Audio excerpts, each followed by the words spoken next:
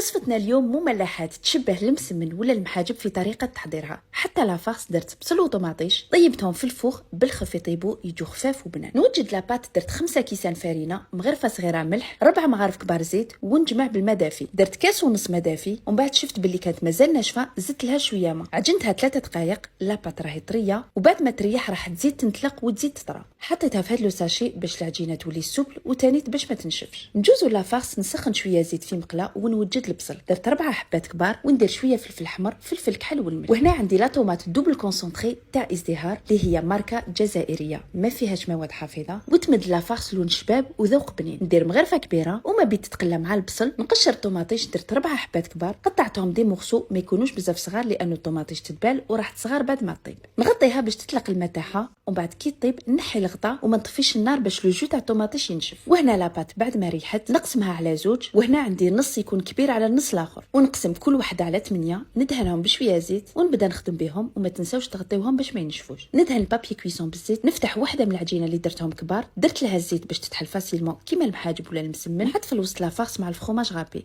نزيد العجينه الثانيه من الفوق، نحطهم في سنيوه، ندهنهم من الفوق بزوج صفار بيض وحبه بيض كامله، خلط معاهم مغرفه صغيره فلفل احمر، ويطيبوا بين 12 و 15 دقيقه في الفوق، يكون سخون مليح مقبل على 230 درجه. جربوها واعطوني رايكم.